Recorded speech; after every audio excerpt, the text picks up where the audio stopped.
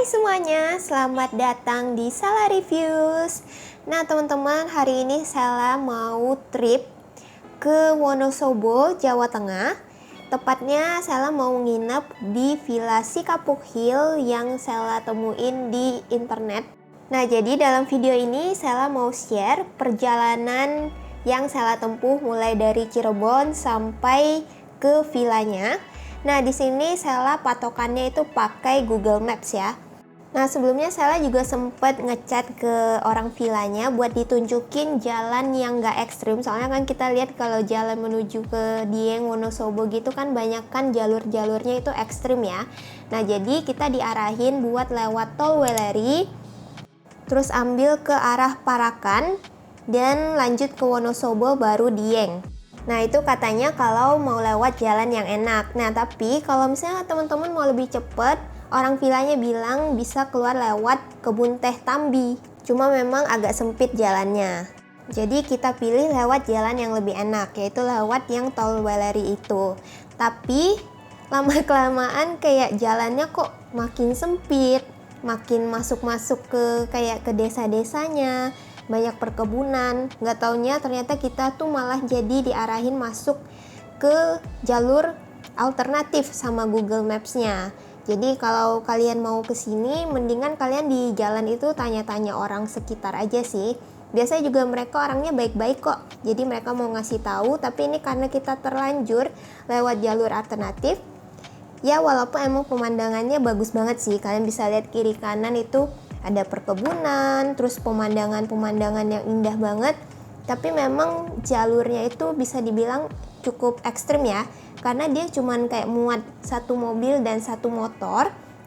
Jadi kalau misalnya kalian papasan dengan mobil dari arah sebaliknya, itu kalian harus ngalah gitu, dan jalannya tuh kurang proper menurut saya. Terus juga banyak kelokan-kelokan dan tanjakan-tanjakan yang menurut saya itu ekstrim. Nah jadi untuk villa yang mau kita inepin ini, dia itu ada di Wadas Putih, Parikesit, Kecamatan Kejajar. Jadi pastiin ya kendaraan kalian itu sehat dan kuat buat nanjak-nanjak. Terus juga kalau bisa yang ngendarain mobilnya tuh yang nggak panikan, jadi pas nyetirnya bisa lebih tenang. Di sini Sela saranin banget kalian kalau mau jalan ke sini, pastiin buat perkirain sampai ke villanya itu kurang lebih jam 3 atau sebelum jam 4. Karena di situ tuh udah turun kabut, dan pastinya kalau kalian berkendara itu susah banget buat ngeliat depan karena pasti jarak pandangnya itu pendek banget. Jadi pastiin kalian gak kesorean ya kalau mau ke sini. Nah untuk perjalanan lewat jalur alternatif ini, Sela hitung dari terakhir ya, rest area KM 379A sampai ke villanya itu kurang lebih 3 jaman. Ya memang kalau lewat jalur alternatif memang lebih cepet sih, cuman kalian harus siapin mental dan jantung kalian. Oh ya, hampir aja kelupaan, pastiin ya kalian buat isi bensin dulu. Karena di sepanjang perjalanan jalur alternatif ini, pom bensinnya tuh jarang-jarang banget. Dan kalau ada pun yang kecil dan jaraknya agak berjauhan, jadi pastiin kalian jangan sampai kehabisan bensin di perjalanan.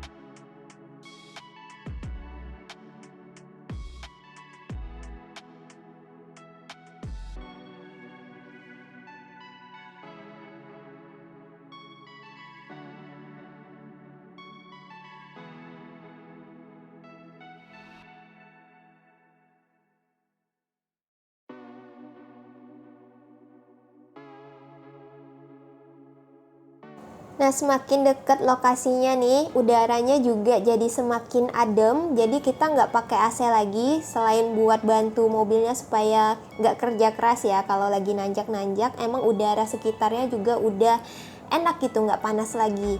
Nah, di sini kita sempet nih beberapa kali gagal nanjak. Tapi puji Tuhan banget ya, banyak banget orang-orang baik di Jawa Tengah. Selama perjalanan ini tuh kita banyak banget dibantuin orang-orang. Nah, salah satunya ada Mas yang pakai jaket putih ini. Dia itu baik banget. Dia cerita ke kita, awalnya tuh dia kayak cium bau kampas kopling mobil kita itu bau banget. Jadi mereka ikutin kita karena takut di jalan tuh ada kenapa-napa. Dan beneran aja kan kita gagal nanjak. Jadi kayak tadinya tuh kita berhenti di tengah-tengah tanjakan gitu karena kaget dari arah sebaliknya tuh kayak ada motor ngebut banget di tikungan. Jadi kayak kita langsung berhenti di tengah-tengah tanjakan gitu loh. Nah, akhirnya Mas jaket putih ini dia bantu kita setirin mobil. Jadi bener-bener yang dari jalan yang nanjak-nanjak kelok-kelok gini dibantu setirin sampai ke jalan yang udah lebar dan udah gak ekstrim lagi. Jadi dia beneran ngebantuin gitu loh. Sampai mau dikasih juga Masnya nolak, sampai berkali-kali tuh nolak. Jadi dia bener-bener sukarela banget, bener-bener niatnya ngebantu. Jadi kita makasih banget sama Mas ini. Coba aja kalau kita nggak ketemu mereka, pasti kita udah bingung banget harus gimana, mana kiri kanan semuanya tuh kayak nggak ada orangnya gitu. Jadi saya bersyukur banget sih.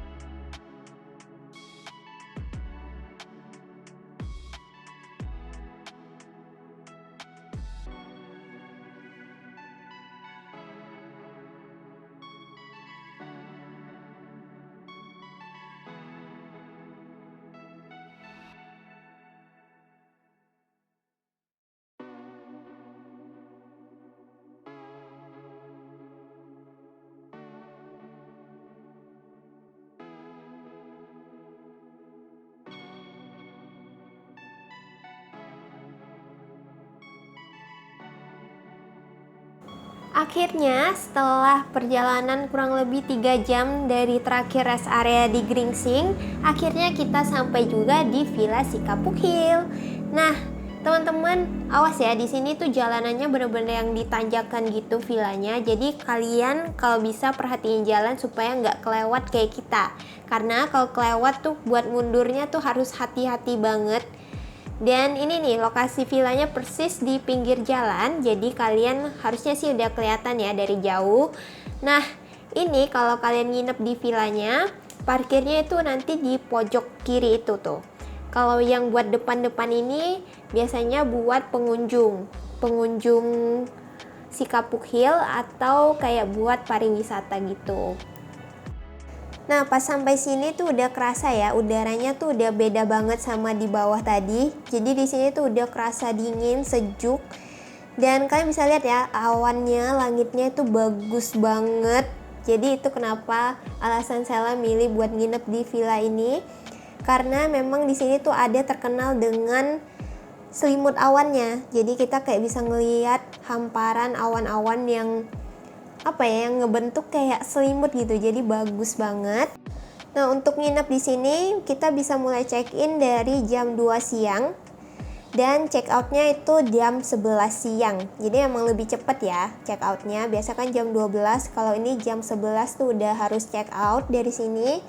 Dan Villa Sikapuk ini dia itu salah satu destinasi wisata sih. Jadi kalau pagi-pagi buat lihat sunrise itu biasanya banyak banget orang-orang dari berbagai tour yang kesini buat lihat sunrise dan juga buat lihat selimut awannya. Nah, di villa ini Sela itu pesen tipe kamarnya itu family cabin 2. Dan Sela itu udah book 3 bulan sebelum hari H. Jadi emang perjalanan ini tuh udah direncanain dan semua tempat nginepnya juga udah di booking dari jauh-jauh hari, jauh-jauh bulan bahkan ya. Nah, tapi pas kita mau check-in, nih Sela mau sharing sedikit ya. Tiba-tiba kamar kita itu yang harusnya di family cabin 2 ditukar jadi family cabin 1, padahal pas kita tanya di chat itu mereka jawabnya masih ada available. Jadi kita pilihlah yang family cabin 2 itu. Nah, akhirnya karena udah malas debat, akhirnya ya udahlah kita tinggal di family cabin 1. Sebenarnya kenapa saya pilih family cabin 2 itu karena emang posisinya tuh ada di pojokan. Pojokannya tuh yang mengarah ke tempat sunrise. Jadi kalau kita nengok ke kanan, kita bisa lihat yang sunrise-nya dan pegunungannya. Kita nengok ke kiri, itu ada perbukitan dan kayak perkebunannya. Nah, kalau family cabin satunya itu, dia tuh lebih fokus ke arah yang perkebunan dan perbukitannya itu, dan juga ke arah jalan. Nah, makanya kenapa Sela awalnya tuh pilih yang cabin 2. Tapi karena ditukar, ya udahlah ya. Nah, jadi untuk jalan ke arah kamarnya tuh kita harus naikin tangga banyak banget. Jadi kalau kalian bawa banyak barang harus kuat. Tapi kalian jangan khawatir, dibantuin kok sama staffnya. Nanti ada yang bantu angkatin, jadi nggak terlalu berat lah ya bebannya. Nah, di sini jalanannya itu kebanyakan tangga dan jalannya itu menanjak. Jadi menurut Sela ini kurang difabel friendly ya. Dan buat yang bawa anak-anak, pastiin banget nih anak-anaknya dijagain karena ada beberapa bagian yang gak ada pembatasnya. Jadi itu bakalan bahaya banget kalau kalian gak awasin. Nah, ini kita hampir sampai di kamar kita. Kamar kita itu posisinya paling ujung dan di deretan ini tuh ada 4 kabin. Jadi 2 kabin yang lama yaitu family cabin 1 dan 2, dan di tengah-tengahnya itu ada kabin yang terbaru yaitu superior cabin. Jadi ada 2, total jadinya ada 4 kabin.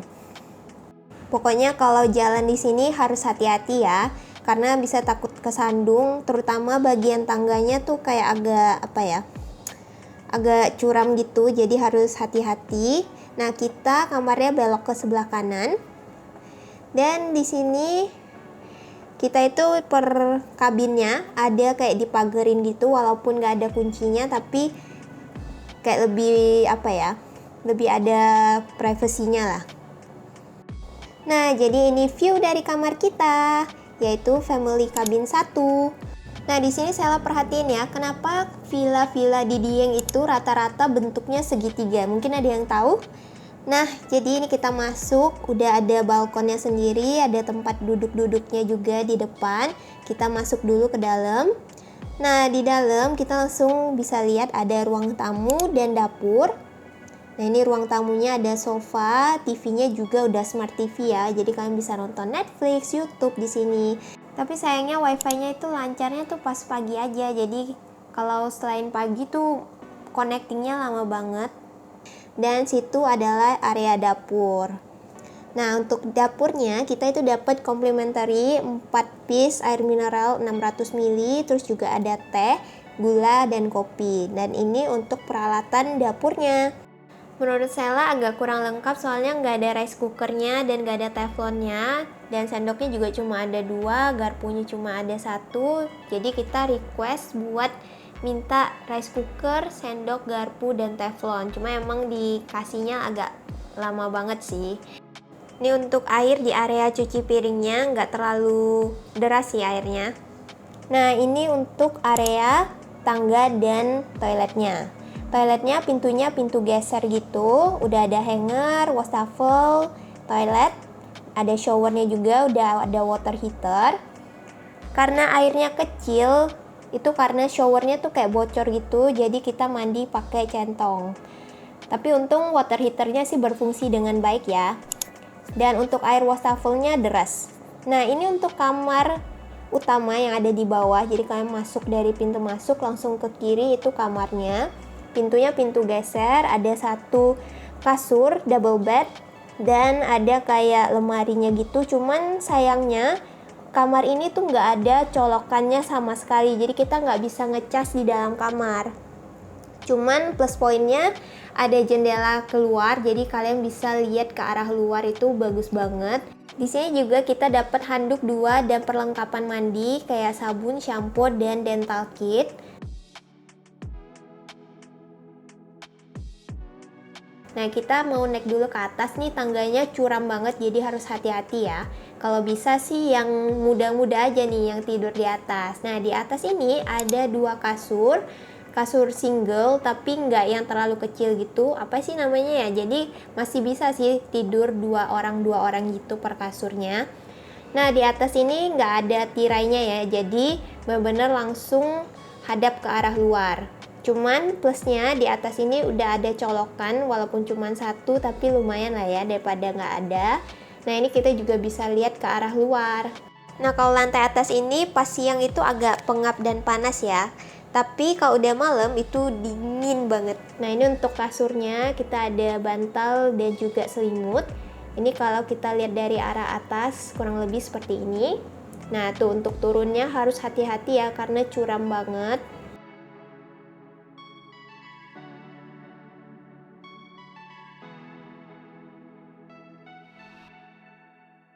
Dan ini beberapa tata tertib kalau kalian mau nginap di sini. Nah, ini kalau kalian lihat udah mulai turun kabut ya, pelan-pelan tapi pasti. Nah, untuk harga villanya Sela di family cabin itu per malamnya kena 1.300.000 dan udah include breakfast untuk 4 orang.